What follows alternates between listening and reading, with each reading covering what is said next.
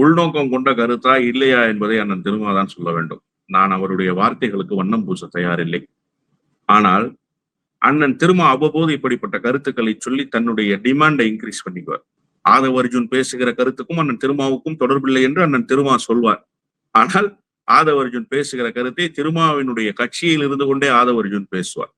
அதன் பிறகு நீண்ட யோசனைக்கு பிறகு ஆதவ் அர்ஜுன் மீது நடவடிக்கை எடுப்பார். இதெல்லாம் கடந்த காலத்துல நம்ம பார்த்திருக்கோம். திடீரென அண்ணன் வன்னியரசு எந்த நிலைப்பாட்டை அண்ணன் திருமா எடுக்கிறாரோ அதற்கு எதிரான நிலைப்பாட்டுக்குரிய கருத்துக்களை வெளிப்படுத்துவார். அதன் பிறகு அந்த கருத்துக்களை வாபஸ் பெறுவார். இதெல்லாம் அண்ணன் திருமாவினுடைய சித்து விளையாட்டுகளில் ஒன்று என்றுதான் நான் சொல்வேன்.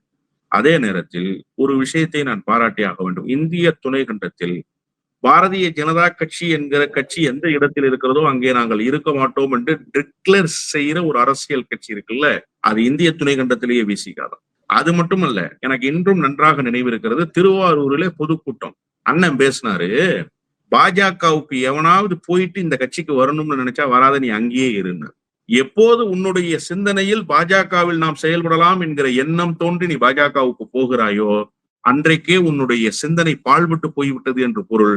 அப்படிப்பட்ட பாழ்பட்ட சிந்தனையை கொண்ட ஒருவன் மனம் வருந்தி மனம் திருந்தி மீண்டும் வந்தால் கூட அவனை விசிக ஏற்காது.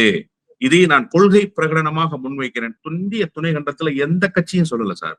திமுக சேர்த்துக்கிச்சு பாஜகவுல இருந்து வந்த ஆட்களை, அதிமுக சேர்த்துக்கிச்சு பாஜகவுல இருந்து வந்த ஆட்களை, எல்லா கட்சியும் சேர்த்துக்கிச்சு. ஆனா விசிக சேர்த்துக்காதுன்னு சொல்லி டிக்ளேர் பண்ணார். அப்ப அந்த பெருமையும் பெருமிதமும் இந்திய துணை கண்டத்தில் அவருக்கு மட்டுமே இருக்கு. அதனால என்ன சொல்றாருன்னா, பாஜக இருக்கிற இடத்துக்கு நாங்க எப்படிங்க போக முடியும் அப்படின்னு ரொம்ப ஈஸியா அதனோட ஆன்சரை சொல்லிட்டு போறாரு. நீங்க அதை அரசியல் நோக்கத்தோடு பார்த்தால் அதில் அரசியல் நோக்கம் இருக்கிறது. ஏன்னா அண்ணன் திருமாவளவனுடைய கடந்த கால செயல்பாடுகள் அதை உணர்த்துது.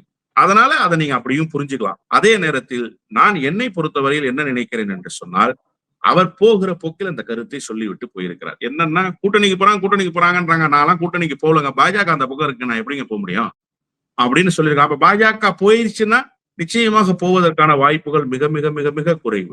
வேணா பொலிட்டிக்கலா ஏதாவது வேற மாதிரியான ஸ்டாண்ட் எடுக்கணும்னு தமிழ்நாட்டுல ஒரு நிலைப்பாடு வந்துச்சுன்னா அந்த மாதிரியான ஒரு சூழல் உருவாகலாம். அந்த மாதிரியான சூழல் உருவாகாத மாதிரி எடப்பாடி பழனிசாமியை பார்த்துக்கிட்டாரு. அண்ணன் திருமாவுக்குலாம் அங்க வேலை இல்லை. எடப்பாடி பழனிசாமி அந்த டோரை க்ளோஸ் பண்ணிட்டாரு. சோ அண்ணன் திருமாவினுடைய கருத்து அரசியல் உள்நோக்கம் கொண்டதாக இருக்கும் என்று எல்லோரும் கருதுவதில் உண்மையும் இருக்கிறது. ஆனால் அண்ணன் திருமாவினுடைய கருத்து அரசியல் உள்நோக்கம் கொண்டதாக இருக்காது என்று என்னுடைய உள்மனமும் சொல்கிறது.